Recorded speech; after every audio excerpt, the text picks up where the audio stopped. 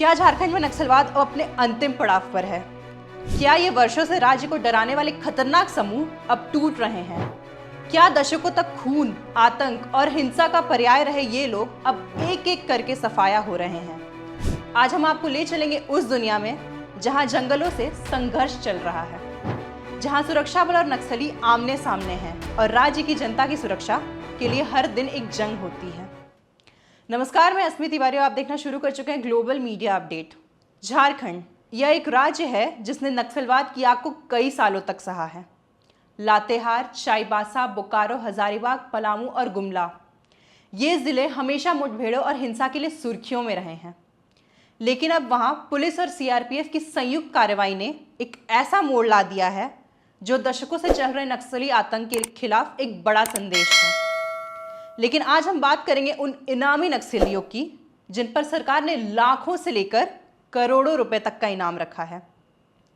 पिछले कुछ महीनों में झारखंड में नक्सल मोर्चे एक बड़ा बदलाव देखने को मिला है। मुठभेड़ों में सिर्फ छोटे मोटे नक्सली ही नहीं बल्कि बड़े कमांडर और सेंट्रल कमेटी के सदस्य भी मारे गए हैं। आपको याद होगा, हमने अपनी पिछली रिपोर्ट में मनातू इलाके की उस बड़ी मुठभेड़ का जिक्र किया था जहां सुरक्षा बलों ने 5 लाख के नामी नक्सली मुखदेव यादव को मार गिराया था। यह वही मुखदेव यादव है जो लंबे समय से पलामू और आसपास के इलाकों में हिंसा और दहशत फैला रहा था। लेकिन कहानी यहीं खत्म नहीं होती। इसके कुछ ही दिनों के बाद हजारीबाग जिले से एक और बड़ी खबर आई। यहाँ सुरक्षा बलों और नक्सलियों के बीच मुठभेड़ हुई और 3 बड़े नक्सली मारे गए। इन पर कुल मिलाकर 1 करोड़ 35 लाख रुपए का इनाम घोषित था। इनमें शामिल थे सहदेव सोरेन, रघुनाथ हेम्ब्रम और बिरसेन गंझू। ये वही चेहरे थे जिन्होंने सालों तक झारखंड में नक्सलवाद की जड़ें मजबूत करने की कोशिश की, आम लोगों की जिंदगी की मुश्किलें बढ़ाया और सुरक्षा बलों के सामने लगातार चुनौती खड़ी की। अब सोचिए, जिन लोगों के नाम सुनकर गांव वालों में खौफ जीते थे, जिनकी मौजूदगी भर से पूरे इलाके में डर का माहौल छा जाता था, आज वे बड़े नाम मुठभेड़ की लिस्ट में दर्ज हो चुके हैं। ये कार्रवाई सिर्फ एक ऑपरेशन नहीं थी बल्कि ये एक संदेश भी है कि अब राज्य में हिंसा और खौफ की राजनीति नहीं चलेगी। सुरक्षा बल अब लगातार ऐसे अभियानों को अंजाम दे रहे हैं ताकि जो बची खुची नक्सली ताकतें हैं उनका सफाया किया जा सके। और ये भी समझना जरूरी है कि इन मुठभेड़ों का असर सिर्फ सुरक्षा के नजरिए से नहीं बल्कि लोगों के मनोबल पर भी पड़ता है। गांव-गांव में अब धीरे धीरे यह भरोसा लौट रहा है कि सरकार और सुरक्षा बल उनके साथ है।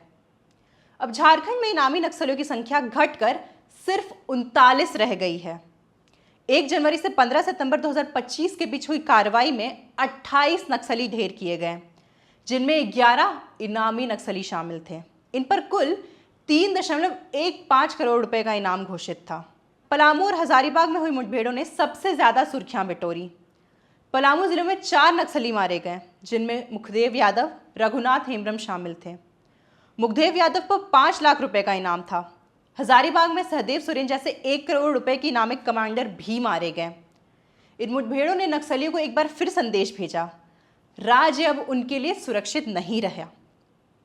झारखंड में नक्सलियों पर नकेल कसने के लिए सरकार ने जिन इनामी उग्रवादियों की सूची जारी की है उसमें सबसे ऊपर आते हैं वे नाम जिन पर 1-1 करोड़ रुपए का इनाम है। इनमें शामिल है मिसिर बेसरा, असीम मंडल और अनिल दा। ये वो चेहरे हैं जो वर्षों से सुरक्षा बलों के लिए सिरदर्द बने हुए हैं और जिनकी तलाश लगातार जारी है। इसके बाद आते हैं 25-25 लाख रुपए के इनामी। ऐसे 4 बड़े नक्सली हैं: अनुज उर्फ सहदेव, ब्रजेश गंजू, लालचंद्र हेम्ब्रम और अजय महतो। ये सब संगठन के अहम कड़ी माने जाते हैं और इनकी सक्रियता कई जिलों तक फैली रही है। अब बात करें 15 लाख रुपए के इनामियों की, इस श्रेणी में भी 9 नाम दर्ज हैं: मोजू उर्फ मेहनत, मंदन महतो, संजय महतो, राम प्रसाद मरांडी, नितेश यादव, रविंद्र गंजू, अमित मुंडा, बेला सरकार और सहदेव महतो। ये वो लोग हैं जो अपने अपने इलाकों में नेटवर्क खड़ा करने और संगठन को जिंदा रखने में जुटे रहे। 10 लाख रुपए की इनामी की बात करें तो उनमें 7 नक्सली शामिल है: आरिफ जी, मृत्युंजय जी, मनोहर गंजू, विवेक यादव, सलूका कायम, पुष्पा महतो और गोदराय यादव। इनमें से कुछ पर संगठन की महिला विंग और ग्रामीण इलाकों में सक्रियता के आरोप हैं। सूची में सबसे बड़ी संख्या 5 लाख रुपए के इनामियों की है। कुल 18 नाम अनिल तुरी, सुखलाल बिरिजिया, समीर सोरेन, ब्रजेश यादव, समीर महतो, सुलेमान हांसा, सचिन बेंग, गुलशन सिंह मुंडा, जयंती प्रभात मुंडा, पंकज कोरबा, बीरेन सिंह, सोगेन अरोंगिया, मीता मीना राजबुजिया, रामदेव लोहरा और मुकेश राम। इनकी पकड़ स्थानीय स्तर पर रही, लेकिन ये संगठन को जमीन पर मजबूत करने में अहम भूमिका निभाते रहे हैं। इसके अलावा 2 लाख रुपए की इनामी 4 नक्सली हैं: करण, मालती मुर्मू, सोनाराम उर्फ सुदेश और बलराम लोहरा।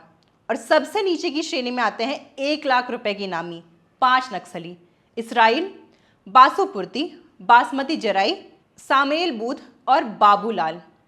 यानी कुल मिलाकर देखें तो इनामी नक्सलियों की यह सूची बताती है कि नक्सल संगठन भले कमजोर पड़ रही है, लेकिन उसकी जड़ें अब भी पूरी तरह खत्म नहीं हुई। सरकार की कोशिश साफ है, इनाम घोषित कर एक एक कर सभी को पकड़ना और झारखंड को नक्सल मुक्त बनाना। इस कार्रवाई को केंद्र सरकार ने मार्च 2026 तक देश से नक्सलवाद खत्म करने की दिशा में एक बड़ा कदम माना है। यह केवल संख्या या सूची नहीं है, यह संदेश है उन लोगों के लिए जो हिंसा, डर और आतंक का सहारा लेते हैं। सुरक्षा बलों ने दिखा दिया कि राज्य और देश की जनता की सुरक्षा सबसे बड़ी प्राथमिकता है। लेकिन हकीकत यह है कि अभी भी 39 इनामी नक्सली सक्रिय है और उनकी चुनौती खत्म नहीं हुई है। हर मुठभेड़, हर कार्रवाई राज्य के लिए एक छोटा लेकिन निर्णायक कदम है। तो सवाल यह है, क्या यह झारखंड और पूरे देश के लिए नक्सलवाद के अंत की शुरुआत है? ये कार्रवाई सिर्फ एक जीत नहीं, बल्कि यह संदेश है कि राज्य में कानून का राज ही रहेगा। हम नजर रखेंगे कि आगे क्या होता है और कैसे लड़ाई नक्सलवाद के खात्मे की दिशा में आगे बढ़ती है। इस मामले से जुड़ी हर अपडेट आप तक लाते रहेंगे। जुड़े रहे हमारे चैनल ग्लोबल मीडिया अपडेट के साथ। चैनल को सब्सक्राइब जरूर कर लें, वीडियो को लाइक करें और शेयर करें। धन्यवाद।